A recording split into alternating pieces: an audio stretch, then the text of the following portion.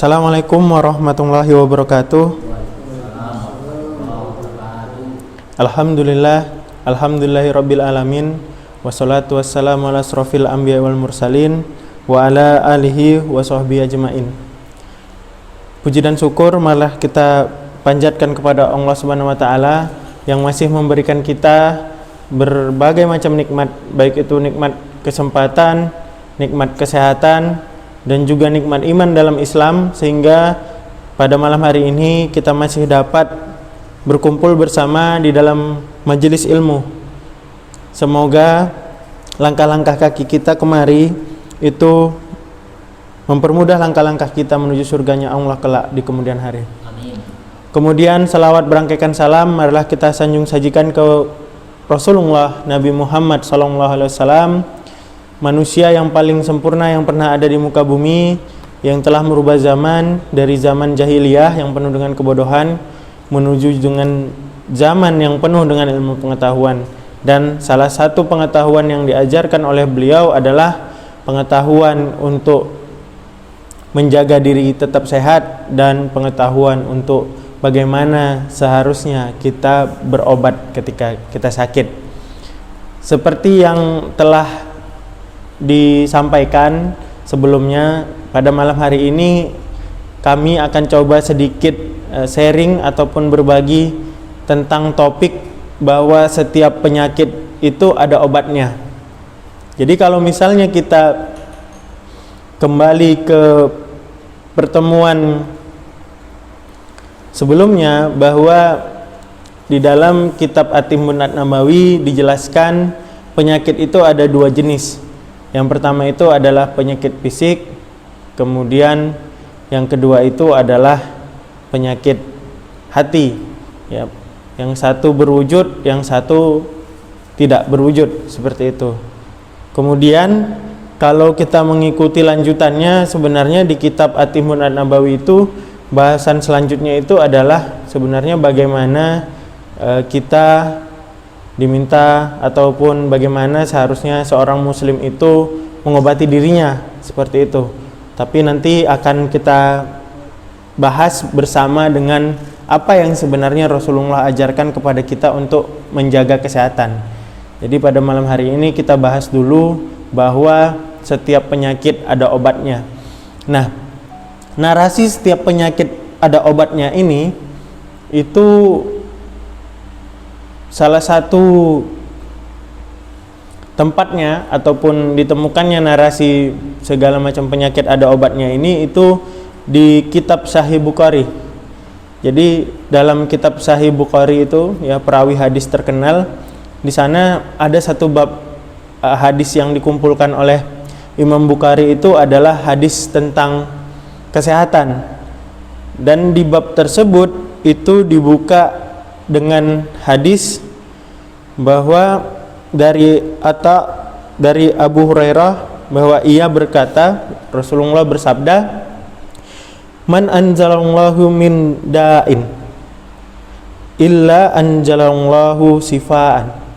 Bahwa Allah menurunkan suatu penyakit, tidaklah Allah menurunkan suatu penyakit melainkan ia menurunkan obat untuknya.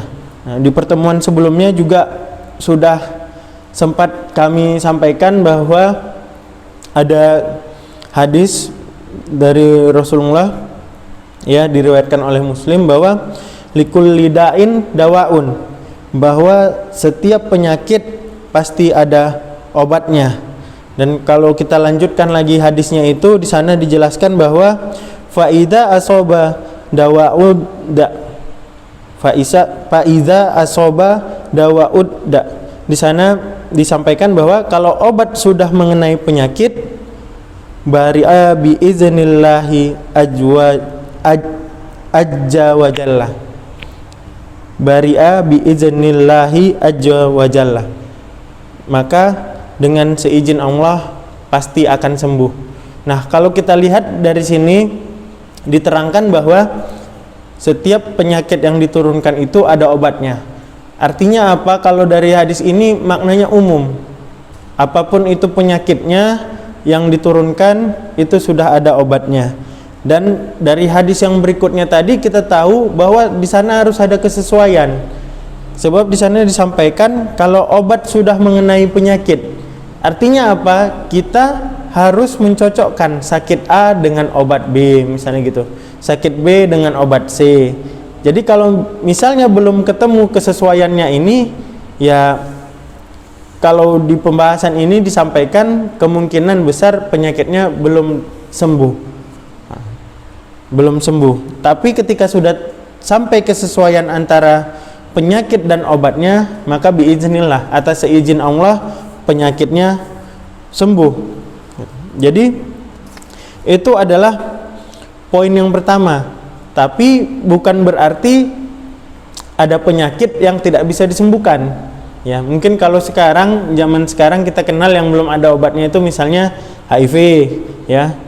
Sebenarnya HIV itu virusnya, ya, human immunodeficiency virus, bukan penyakitnya. Penyakitnya kita kenal istilahnya itu AIDS. Ya, jadi AIDS itu adalah acquired immunodeficiency syndrome. Jadi sindrom penurunan kekebalan tubuh yang didapat. Didapat dari mana? Dari infeksi virus. Dapatnya dari mana? Ya kita tahu macam-macam. Hubungan seksual, kemudian jarum suntik, ya, darah, cairan tubuh dan segala macam seperti itu. Belum ada obatnya. Mungkin kalau kita ambil bahasannya ke At-Timbun An-Nabawi, bukan belum ada obatnya, tapi peneliti, dokter, profesor di seluruh dunia ini belum menemukan obatnya. Kenapa? Karena sesungguhnya kita sebagai manusia itu hanya mengetahui pengetahuan yang sedikit, ya. Kalau Allah memberikan pengetahuan itu, maka kita tahu. Tapi kalau Allah belum berikan, kita tidak tahu tentang ilmu pengetahuan itu. Jadi barang tentu penyakit ini ada obatnya. Kenapa? Jelas ya, pasti ada obatnya gitu ya. Masing-masing penyakit pasti ada obatnya. Likulli da'in dawaun gitu, pasti ada obatnya. Tapi kalau sekarang belum ada, belum ketemu.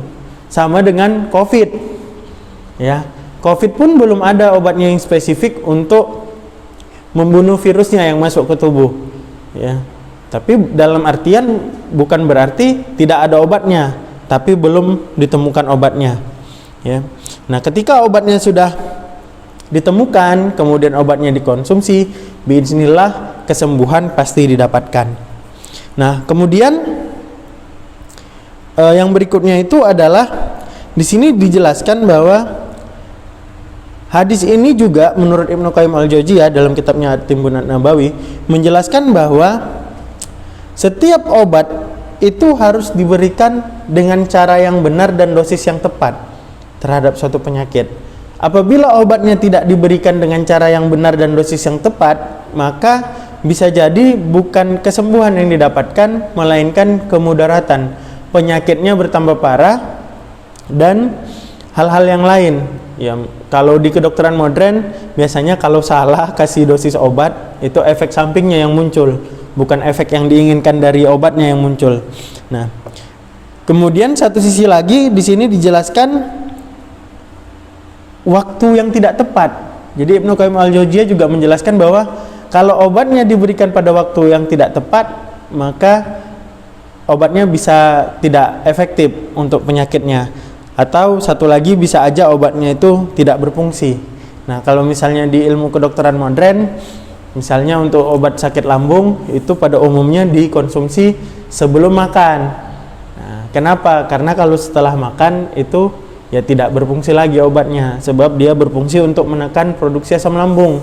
Kalau ketika kita sudah makan, asam lambungnya sudah cenderung bertambah, dimasukkan lagi obat lambungnya, maka tentu saja tidak seefektif ketika sebelum makan. Seperti itu. Kemudian di sini disampaikan bahwa meskipun dikatakan tiap-tiap penyakit itu ada obatnya, tapi ada satu penyakit yang dikatakan tidak dapat diobati. Ya, penyakit apa itu? Penyakit tua. Jadi bertambahnya usia itu tidak bisa diobatin. Tapi kalau kita lihat sekarang, kalau ilmu kedokteran modern itu paling berkembang namanya anti-aging medicine. Jadi pengobatan anti penuaan gitu ya. Kalau kita berangkat dari hadis ini, kita sebenarnya ya sudah percaya saja gitu ya bahwa pertambahnya usia itu tidak dapat diobati gitu ya.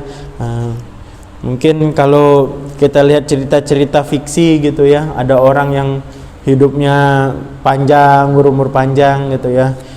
Sementara kalau kita sudah dijelaskan oleh Rasulullah juga, maka rata-rata ikut usia Rasulullah ya kan, 63 tahun seperti itu. Nah, kemudian ada yang sering kesalahpahaman terkait kalimat ini, bahwa tiap-tiap penyakit itu ada obatnya. Akibat kalimat ini ya, likulli da'in dawaun, itu banyak orang yang beranggapan bahwa proses tawakalnya itu untuk mencapai kesembuhan yang membiarkan saja dirinya sakit. Kenapa? Karena dia mempercayai itu tadi, likulli da'in dawaun gitu ya, bahwa tiap-tiap penyakit itu ada obatnya. Dia tidak berikhtiar untuk mencari kesembuhan. Nah, dia percaya bahwa ya karena ada obatnya ya udahlah, nggak usah aja diobatin, sembuh. Nah, ini persepsi yang salah, pandangan yang salah. Sama dengan gini, kita lapar, maka kita harus makan untuk menghilangkan lapar. Kita haus, maka kita harus minum untuk menghilangkan haus. Kenapa? Karena itu adalah proses ikhtiar kita untuk menghilangkan hal buruk ataupun hal negatif. Karena kan kalau misalnya haus, kita tidak minum, kita meninggal dunia ya. Meskipun itu semua adalah takdir Allah Subhanahu wa taala, kan ditakdirkan kapan meninggal. Nah, tapi kalau misalnya kita tidak ada proses ikhtiar untuk mencapai, yaitu tadi ya, menghilangkan dahaga ataupun lapar ataupun menyembuhkan penyakit, maka itu sesungguhnya hal yang salah ya. Bukan di situ intinya, tapi bagaimana proses ikhtiar kita menemukan obat yang sesuai. Nah, karena intinya itu tadi, kalau obatnya sudah cocok, biiznillah kesembuhannya datang. Tapi kalau obatnya belum cocok, berarti kita harus terus berikhtiar ya kan. Sama macam Bang Kolikan kemarin gitu, kemari ya, ditakdirkan Allah Ustadz Jul datang, padahal Ustadz Jul baru beberapa hari itu juga tuh datang, baru kemarin datang kan, dan kebetulan pula udah buat janji untuk berbekam keesokan harinya ya Masya Allah, baru kenal. Nah, tapi efeknya sudah dirasakan ya. Nah, ya mungkin saja itu memang sudah ditakdirkan Allah, jalan penyembuhannya seperti itu ya. Kita nggak pernah tahu. Nah, kenapa? Karena terkadang apa yang kita inginkan itu bukan kita butuhkan, tapi Allah yang paling tahu. Allah memberikan apa yang kita butuhkan.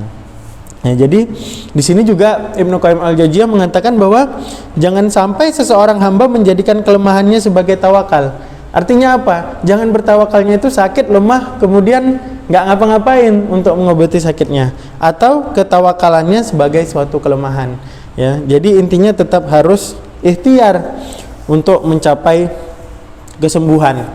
Nah, satu lagi, apa yang bisa kita ambil dari hadis ini? Kalau kami sebagai dokter beranggapan bahwa karena tadi inti dari hadis likulli da'in dawaun ini adalah kesesuaian antara penyakit dan obatnya, apapun bentuk obatnya. Kemarin juga kita sudah belajar ya, apapun bentuk obatnya, baik itu termasuk Al-Quran untuk pengobatan penyakit hati. Nah, artinya apa? Kalau misalnya penentuan penyakitnya itu tidak tepat, ya kan? Kalau penentuan penyakitnya itu tidak tepat, maka akan sulit juga untuk kasih obat yang sesuai. Jadi kalau misalnya di At-Timbun Nabawi ini, Ibnu Qayyim al-Jauziyah menyatakan bahwa salah satu syarat seseorang itu untuk menjadi tabib, ya, menjadi penyembuh, itu harus memiliki pengetahuan tentang penyakit. Jadi nggak bisa asal-asal aja gitu, misalnya sembarangan, wah ini nggak enak nih gitu kan, oh yaudah ini aja gitu, oh yaudah ini aja ya, oh yaudah bekam aja. Nah, tapi abang tahu nggak kenapa bekam kemarin disarankan? Iya. Nah itu dia, karena kan Rasulullah mengajarkan kita 3, makan yang baik dan sehat ya, halalan thayyiban, kemudian mencegah diri kita dari zat-zat yang buruk dan mengeluarkan zat-zat buruk yang sudah masuk ke dalam tubuh. Nah, kalau yang 2 ini udah ini mungkin ya kan, nah, termasuk minum obat apa segala macam, tapi mengeluarkan ini mungkin baru semalam ketika berbekam ya. Nah kemudian ada juga di sini dikatakan bahwa ada sebuah kisah gitu ya yang diriwayatkan bahwa Nabi Ibrahim itu pernah bertanya gitu ya, bahwa kepada malaikat Jibril ya, dari manakah penyakit itu berasal ya, dari Allah. Kemudian disampaikan lagi, dari mana asal obatnya, dari Allah gitu disampaikan. Kemudian ditanya lagi, kalau begitu apa gunanya dokter? Kemudian dijawab, ia adalah makhluk yang diutus Allah untuk membawa obat darinya. Jadi ya seperti yang saya sampaikan di pertemuan-pertemuan sebelumnya, bahwa bukan obat itu yang menyembuhkan, bukan bekam itu yang menyembuhkan, tapi Allah Subhanahu wa taala. Jangan kita salah kaprah dalam proses tawakal kita berikhtiar mencari pengobatan untuk ngobatin penyakit. Wah, kita mengatakan, wah enak nih berobat ke sana, ke dokter Ivan sembuh gitu kan. Wah, jangan sampai seperti itu gitu ya. Karena ya kalau dokter itu tetap perantara, yang menyembuhkan itu tetap Allah Subhanahu wa taala ya. Kemudian satu lagi poin penting dari tiap-tiap penyakit ada obatnya, itu adalah motivasi sebenarnya.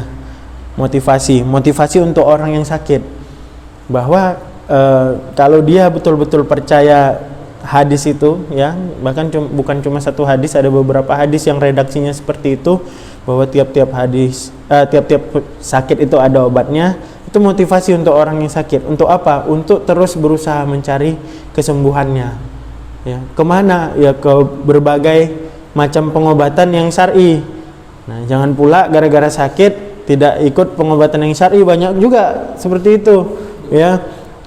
Termasuk ruqyah, banyak juga ruqyah itu yang enggak syar'i, bukan ruqyah syariah ya. Ada peruqyahnya pakai bantuan jin segala macam, ada juga, makanya harus hati-hati. Kemudian ya jangan ikut-ikutan biasanya gitu ya. Aku kemarin minum ini sembuh gitu ya, aku kemarin minum ini sembuh, padahal masing-masing orang itu sakitnya beda ya. Bahkan sekarang kalau di kedokteran modern itu dia ada istilahnya personalized medicine. Jadi obat yang diberikan itu betul-betul untuk satu individu itu, bukan untuk orang yang lain. Kenapa? Itu bisa berbeda ya. Jadi ada suatu cerita juga, saya tuliskan di draft buku ya, nggak tahu terbitnya kapan, tapi ditulis aja dulu. Jadi ada kisah di sana, ada seorang dokter jaga lagi kunjungan ke ruang rawat inap pasca operasi. Jadi dia jumpain seorang wanita ya, berat badannya kurang lebih 35 kg, agak kurus gitu ya. Habis operasi, tapi sudah 8 jam pasca operasi si ibu ini nggak bangun-bangun. Nah, biasanya kan kalau di bius ya, diberikan bius umum setelah operasi itu sebentar 2-3 jam atau 1 jam itu udah sadar. Ini tapi sudah 8 jam dia tidak bangun-bangun gitu ya. Setelah dicek ternyata ibunya dapat obat sedasi ataupun istilahnya anti nyeri gitu ya. Untuk tidur itu dosisnya itu dosis normal. Dosis normal untuk orang dengan rata-rata berat badan 70 kg. Jadi artinya apa? Ibu itu sudah dapat dosis yang 2 kali lipat dari dosis yang seharusnya ibu itu gunakan ya, atau seharusnya ibu itu dapatkan. Kenapa itu bisa terjadi? Setelah ditanya ternyata residennya ataupun dokternya yang memberikan obat itu setelah pasca operasi menyatakan bahwa itu adalah dosis yang rutin yang sering kami berikan kepada semua pasien yang dioperasi. Jadi dia memberikan obatnya, dia tidak mempertimbangkan bahwa ibu ini adalah orang yang cukup kurus sehingga harus dikurangi dosisnya. Nah, jadi hal-hal seperti itulah yang harus kita pertimbangkan, bahwa masing-masing orang itu berbeda dan mungkin saja membutuhkan hal yang berbeda juga untuk pengobatannya. Kemudian mungkin selanjutnya nanti kita bahas, karena sekarang sering sekali dikatakan bahwa Rasulullah itu tidak berobat dengan obat kimia ya. Rasulullah itu tidak berobat dengan obat kimia, jadi sebaiknya kita semua menghindari obat kimia. Mungkin di pertemuan selanjutnya kita bahas apa sebenarnya yang dianjurkan Rasulullah untuk kita ketika kita sakit ya, terkait dengan obat-obat ketika kita sakit, dan bagaimana sebenarnya proses obat-obatan kimia itu di dalam tubuh kita gitu. Apakah melanggar yang diajarkan Rasulullah atau tidak? Ya, di pertemuan berikutnya mungkin kita akan coba sharing tentang hal itu. Sampai sini saja yang dapat saya sampaikan. Mungkin poin pentingnya untuk likulli da'in dawaun ini, bahwa masing-masing penyakit itu adalah obatnya, adalah kesesuaian, ya, kesesuaian antara jenis penyakitnya dan obat yang diberikan. Kalau sudah sesuai, biiznillah kesembuhan akan datang atas izin Allah Subhanahu wa taala. Mungkin itu saja yang dapat saya sampaikan. Lebih dan kurang saya mohon maaf, karena yang baik-baik itu datangnya dari Allah. Manusia itu tidak luput dari salah dan juga dosa. Saya akhiri, wabillahi taufiq wal hidayah. Assalamualaikum warahmatullahi wabarakatuh.